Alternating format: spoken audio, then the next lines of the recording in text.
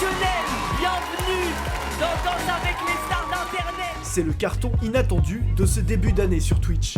Danse avec les stars d'Internet, c'est l'adaptation YouTuber d'un format bien connu de la télévision, Danse avec les stars. Le principe est le même, de la danse, des notes et des éliminations, sauf qu'ici, les stars ont été remplacées par des streamers et des influenceurs, comme Domingo et ses 1,8 million de followers sur Twitch, ou encore Bagheera Jones et ses 617 000 followers sur la plateforme de stream. 3 jours avant le second prime, rendez-vous en région parisienne où les candidats s'entraînent avec leurs danseurs. C'est ici que Michou, la star auprès de 10 millions d'abonnés sur YouTube, nous a donné rendez-vous. C'est lui qui est à l'origine de ce projet. L'aboutissement de ce projet, c'est... Je sais pas comment expliquer ça, mais c'est un feu d'artifice. Pour moi, c'est un record en termes d'audience. J'ai jamais, même à l'époque où je faisais des lives sur YouTube, j'avais déjà fait une fois un live, il y avait 300 000 spectateurs.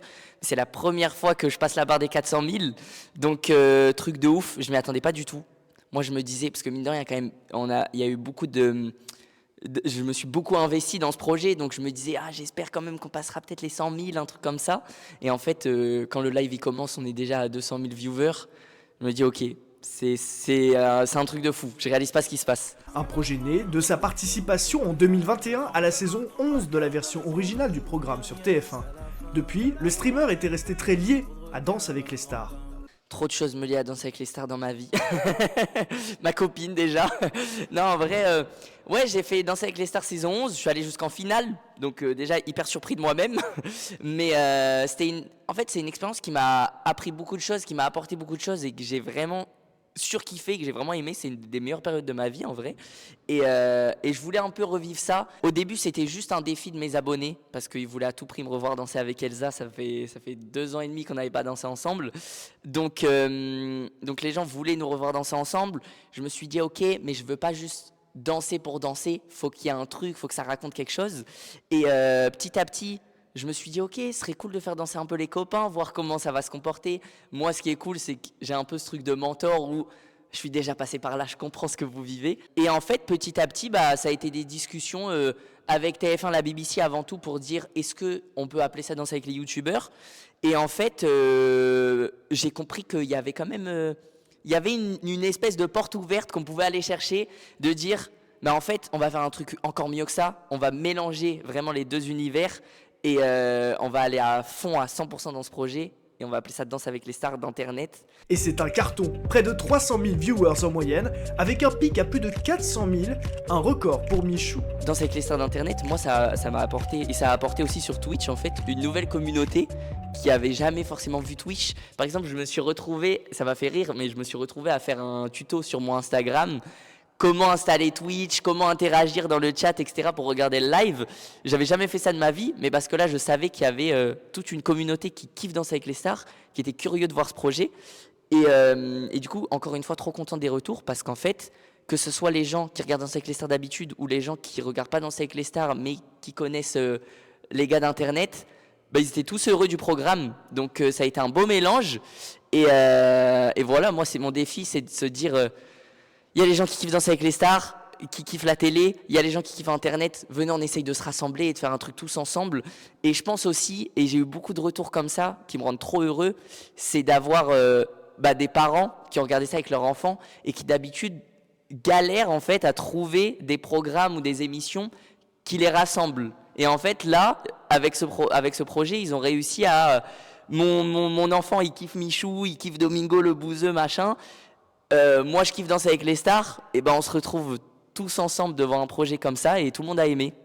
Les raisons du succès, un format télé très connu, adapté au code de la plateforme, et un maître mot, l'interaction. Je savais que je voulais apporter ce côté internet, donc je me suis pas rendu compte vraiment comment le faire, mais naturellement, comme tu l'as dit, naturellement avec le chat qui est là, déjà il y a un côté très internet où les gens interagissent en direct et ça c'est quand même un truc de ouf. Et le chat, vous êtes là aussi. Alors attendez. Hop, magnifique.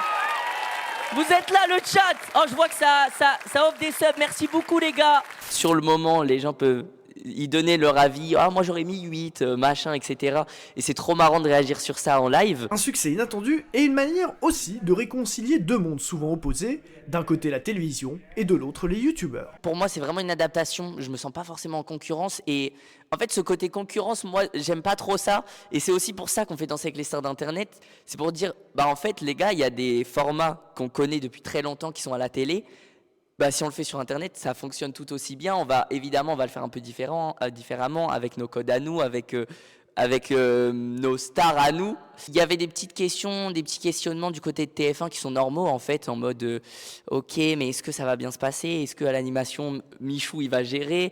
Est-ce que ça va pas dénaturer le projet non plus?